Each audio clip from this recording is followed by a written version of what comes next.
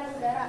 Kripton terdapat di udara sebagai molekul monoatomik dengan kadar 1,1 kali 10 pangkat negatif 4%. Kripton digunakan pada lampu landasan pacu di bandara. Selanjutnya akan dibacakan oleh Dimas. Xenon adalah unsur dengan lambang kimia Xe, nomor atom 54 dan massa atom relatif 131,29. Berupa gas mulia, tak berwarna, tak berbau, dan tak ada rasanya. Xenon diperoleh dari udara yang dicairkan. Xenon dipergunakan untuk mengisi lampu sorot dan lampu berintensitas tinggi lainnya.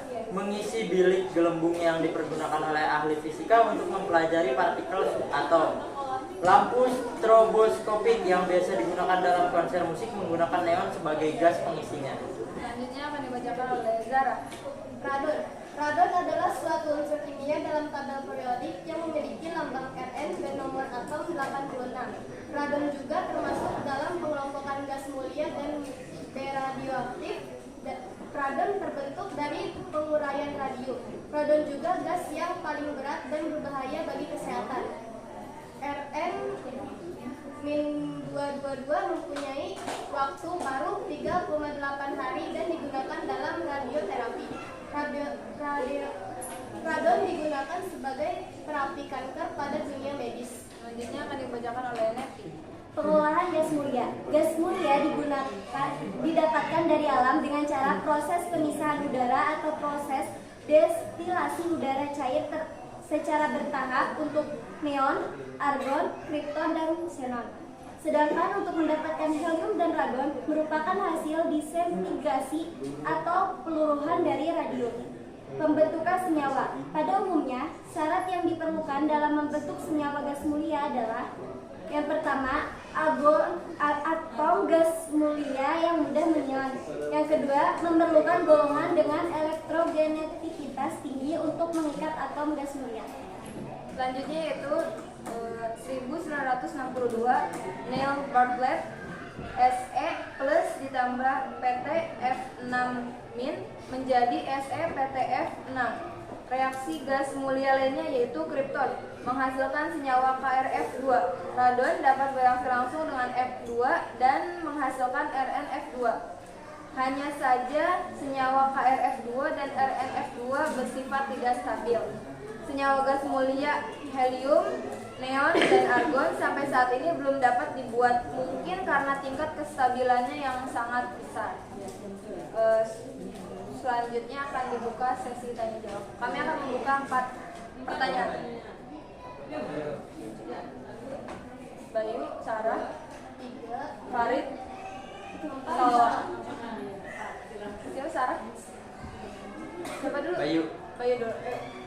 Jenis gas mulia apa yang terbanyak di atmosfer? Jenis Gas mulia apa yang Yuk, silakan Farid. Hal apa yang bisa digunakan untuk memperoleh gas mulia?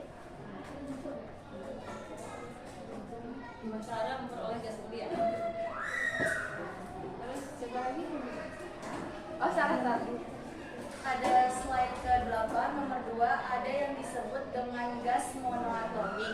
Tolong jelaskan apa itu monoatomik dan gas monoatomik. Apa itu monoatomik? Saya bertanya, pada slide ke-7 di baris pertama ada yang namanya jari-jari atom.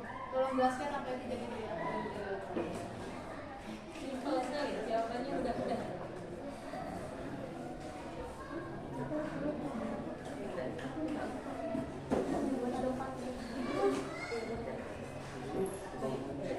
Izin menjawab untuk pertanyaan Bayu.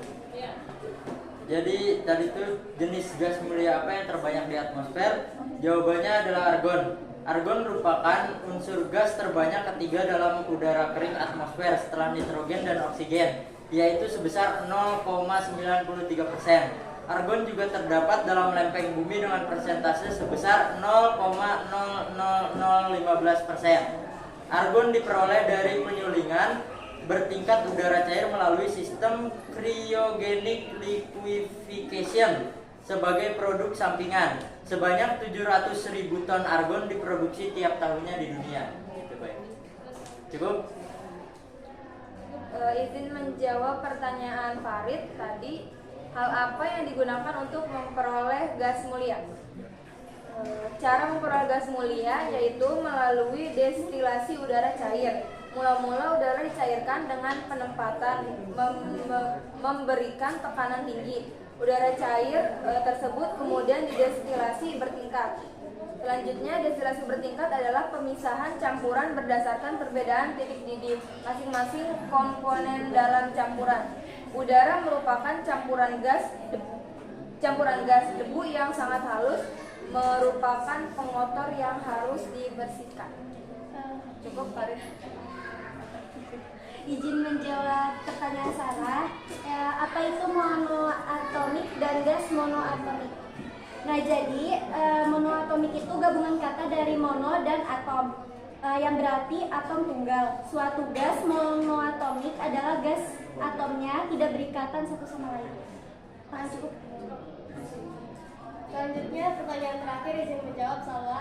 Tadi pertanyaannya pada slide ke-7 di nomor 1 ada yang namanya jari-jari atom. Tolong jelaskan apa itu jari-jari atom.